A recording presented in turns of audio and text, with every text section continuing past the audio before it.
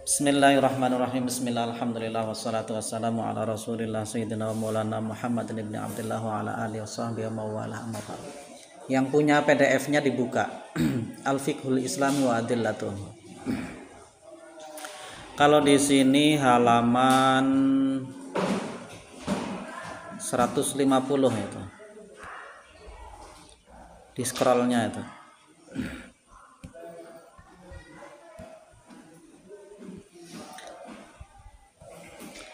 Al-mabhathul awwalu ma'na taharah wa ahmiyatuha.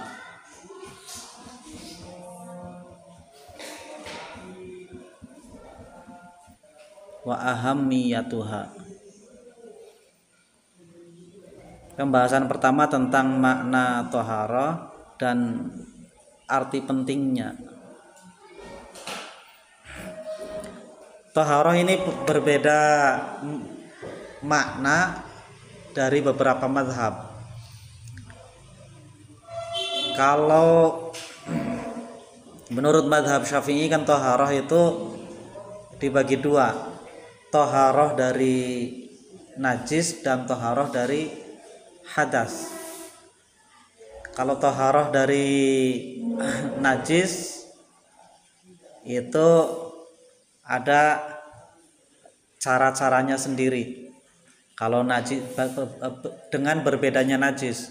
Kalau najisnya mukhafafah itu cukup dipercikan. Kalau najisnya mutawasithah harus hilang dari hakikinya, zatnya dan hukmiyahnya. Kalau najasatul kalbi, najis mughaladzah itu harus dengan 7 kali basuhan, salah satunya dengan debu. Tapi kalau menurut mazhab Hanafi, ini kita sambil memahami mazhab yang lain. Kalau menurut mazhab Hanafi, taharah itu juga dibagi dua. Jadi taharah hakikiyah dan taharah hukmiyah. Sama sebenarnya, maknanya sama, cuman beda bahasa. Yang mungkin dalam kesempatan ini kita baca semuanya, apa saja yang bisa digunakan untuk bersuci taharah dalam arti bisa taharah untuk menghilangkan najis atau menghilangkan hadas.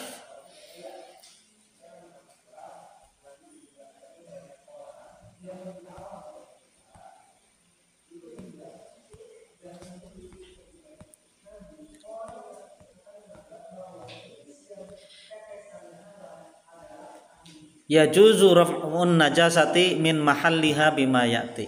Kita bahas dulu hal-hal yang bisa untuk menghilangkan najis dari tempatnya. Yang pertama al-ma'ul mutlaq. Air mutlak. Air mutlak pokoknya semua yang dinamakan air. Ini air. Yang di gelas juga air, yang di galon juga air. Nah, ada lagi selain air mutlak itu air mustakmal. Air mustakmal itu air yang sudah digunakan untuk bersuci. Nah, kalau menurut mazhab Hanafi, air yang sudah mustakmal itu boleh digunakan untuk bersuci. Tapi kalau menurut mazhab Syafi'i tidak boleh air mustakmal. Air yang sudah digunakan untuk berwudu, tilas wudu, itu tidak boleh digunakan untuk wudu lagi, kecuali banyak nanti. Beda pembahasan. Lebih dari 2 kulah misalkan.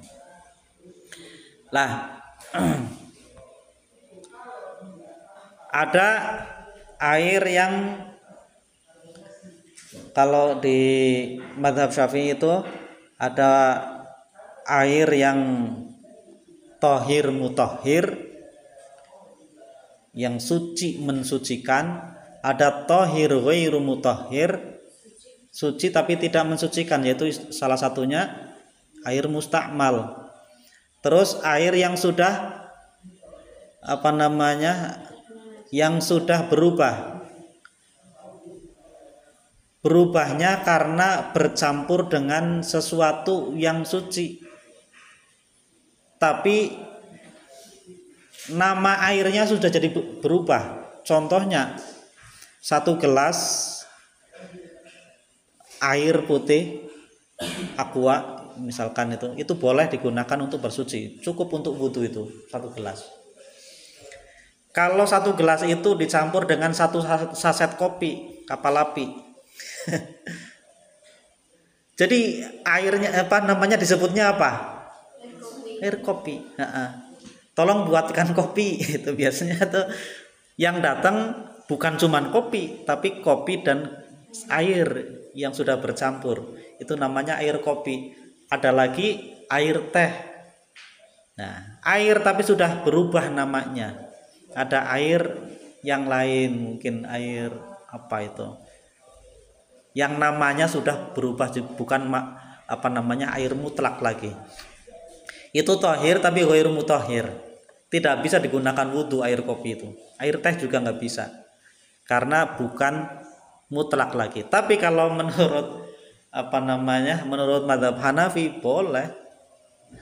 Nah, yang sudah berubah pun boleh, selama itu yang merubahnya itu sesuatu yang suci. Menurut mazhab Syafi'i enggak. Nah, ini kelihatan bahwa mazhab Syafi'i itu ikhtiyatnya luar biasa. Hati-hati. Kehati-hatiannya luar biasa. Terus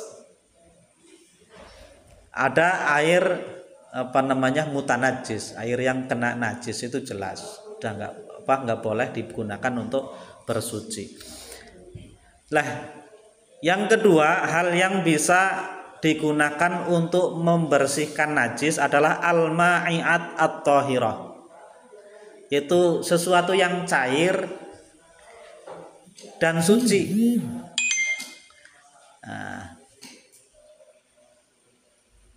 Nah ini tahsulu bihat taharah al-hukmiyah, zawalul hadath bil wudu wal qasdi bi ittifaqin wa ghairuhum. Li'anna al-hadath al-hukmi khussa bil ma' bin nasi al-Qur'an. Ini air yang sesuatu yang cair yang suci itu hanya bisa digunakan untuk menghilangkan najis, bukan hadas. Karena kalau hadas itu khusus dengan air, kecuali nanti tayamum itu beda soal.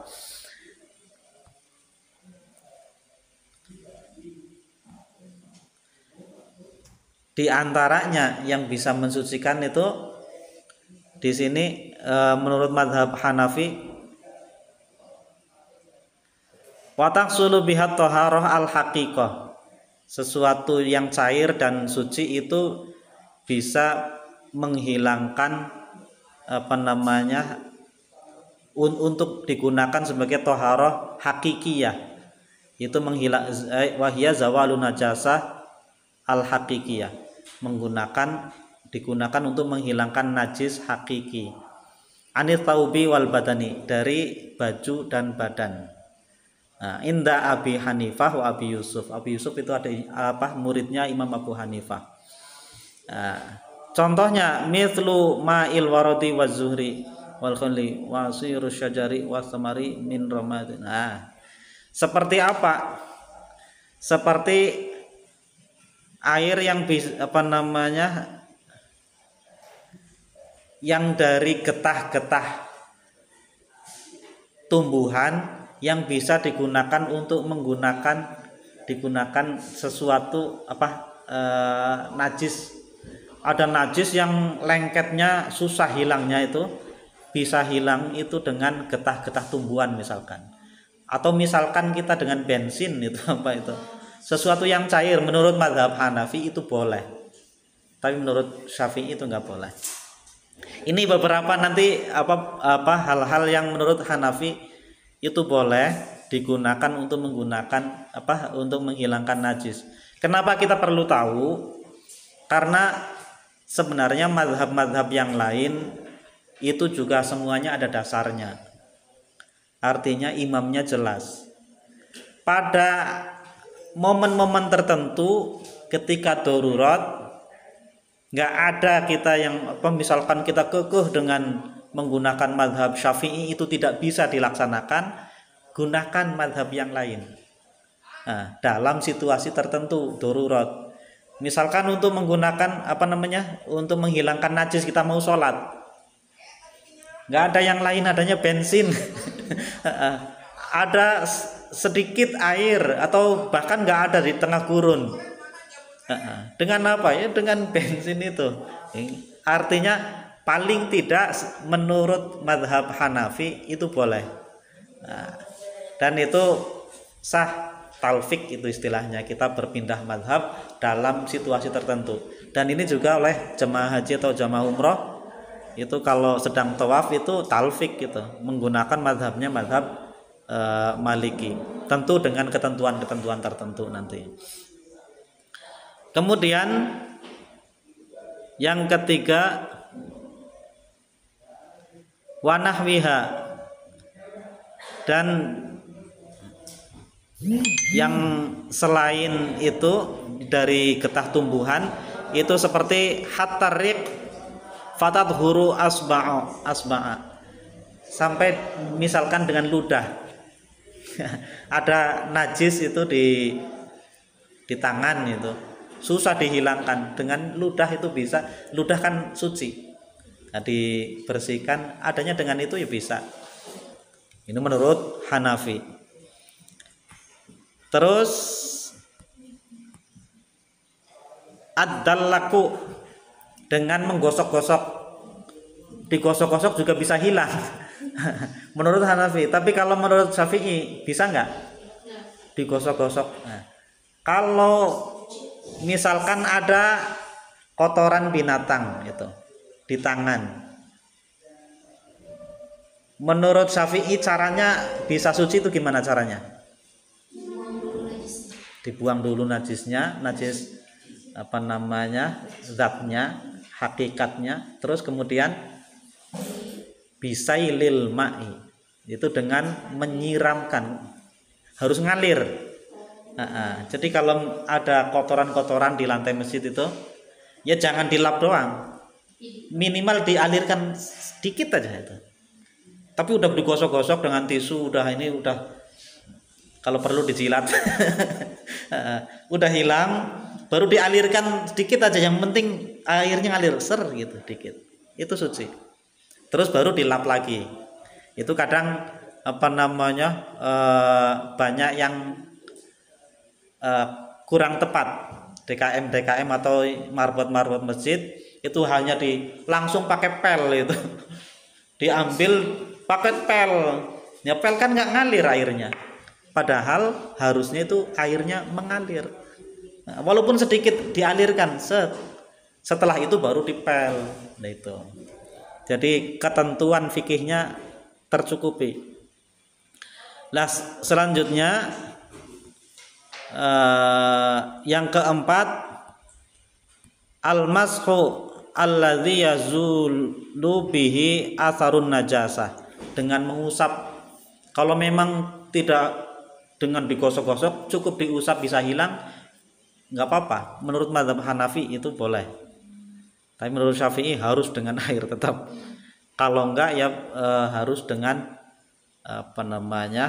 nanti istinja. Terus yang kelima, al-jafafu bisyamsi awil hawa, dipoeken. Apa istilahnya itu? Dijemur kalau memang bisa hilang kalau ada kotoran misalkan di halaman itu kena hujan, kena sinar matahari sampai hilang baunya, rasanya, warnanya, maka itu suci dengan sendirinya. Terus kemudian yang keenam, tikrarul masyi fi thawbi at-tawil alladzi yamussul ardo an-najasah wat taharah.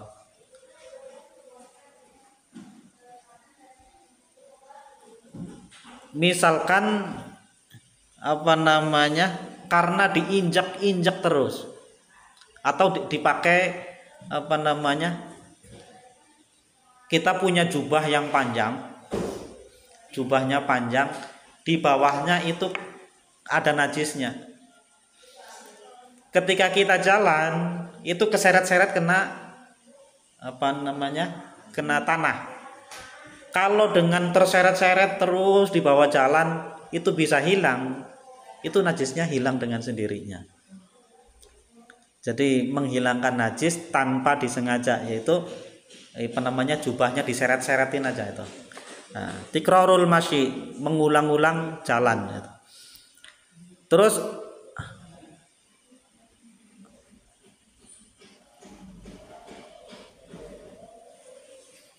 al-farqu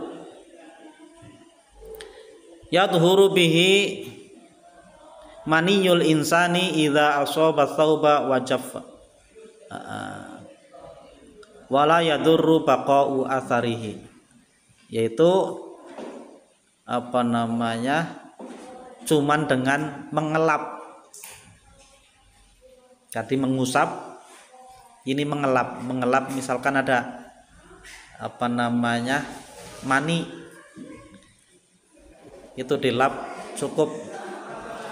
Kemudian yang ke 8, yang ke 8, ada 8-nya enggak? 8-nya mana ini? Tahu 9 ini. Apa nomor 8-nya? Mau lihat? Kok enggak ada 8-nya ya? Oh, ini. An-nadfu. An-nadfu itu dengan ini wayat huru bihil qatnu idza nadifa. Katun itu misalkan ada najisnya, cuman diadul-adul. Apa istilahnya kalau diadul-adul itu di obrak-abrik gitulah, kayak gitu. Ada najisnya itu diobrak-abrik, kira-kira bisa diselentik-lentik gitulah. Itu bisa hilang itu. Bahasa Indonesianya adul-adul apa itu. Nah, itu bisa suci. Terus yang ke-9 at-takwir. Ai azlul juz'il mutanajjis an ghairihi, yaitu dengan memisahkan yang ada najisnya yang mana, yang tidak ada najisnya yang mana disobek atau di mana itu dipisahkan. Maka yang suci nanti jadi suci karena najisnya sudah dihilangkan. Terus yang ke 10 mana?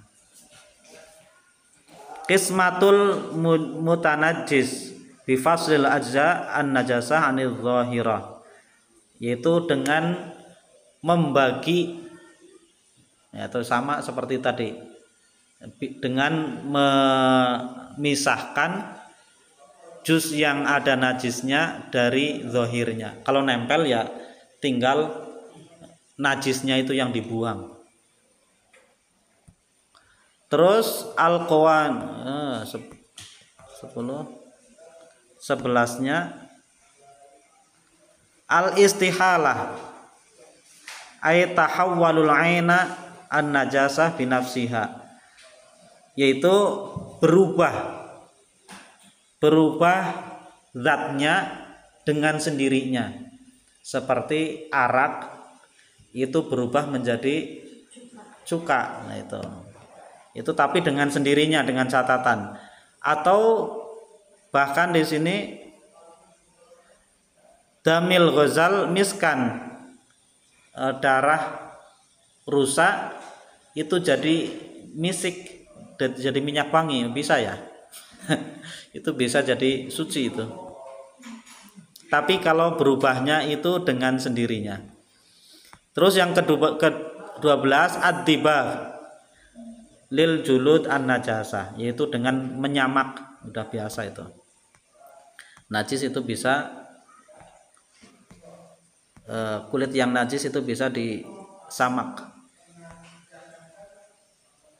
Yang ke-13 az-zakah asy-syar'iyyah ay adzabhu, yaitu dengan menyembelih. Nah ini keterangannya kalau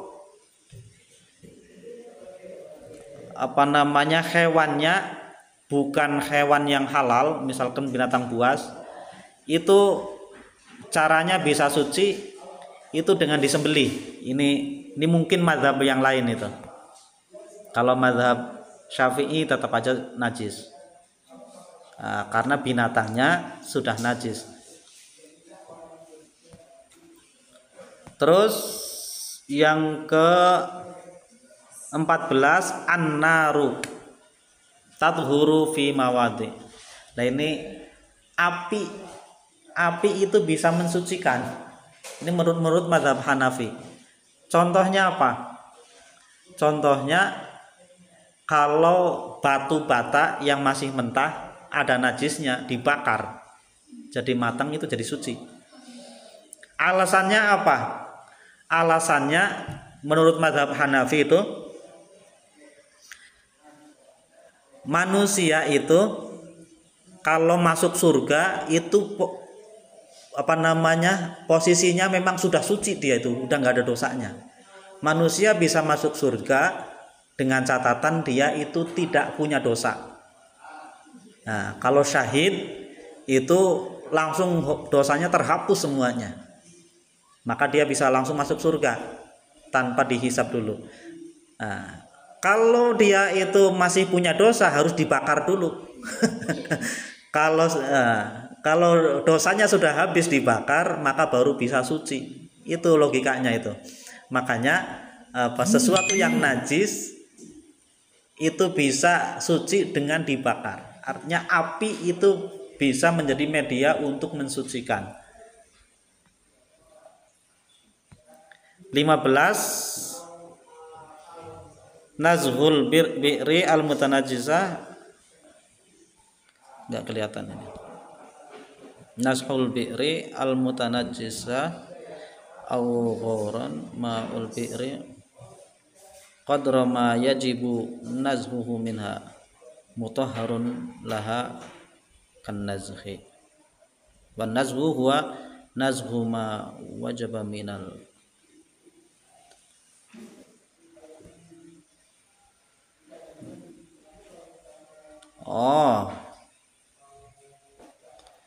misalkan ada najis yang tercebur ke sumur. Misalkan bangkai kecebur sumur sampai berhari-hari bahkan berbulan-bulan, maka airnya itu sudah menjadi sudah bau bercampur dengan bangkai itu. Caranya bisa suci itu kan bangkai najis karena tidak disembelih. Kalau disembelih maka suci itu, tapi karena tidak disembelih najis. Najis itu bercampur dan bisa merubah warnanya, rasanya atau baunya itu, maka semuanya menjadi najis. Walaupun banyak air sumur itu kan banyak, misalkan sumur gali itu bangkainya kambing gitu, selama 2 bulan jadi bau semuanya itu. Bahkan jangankan kambing, tikus saja itu masuk sumur itu jadi bau semuanya 1 bulan aja. Nah itu bisa suci dengan apa? Ya dengan diangkat bangkainya, kemudian disterilkan lagi airnya. Dengan apa? Dikuras. Dikuras itu bisa suci lagi.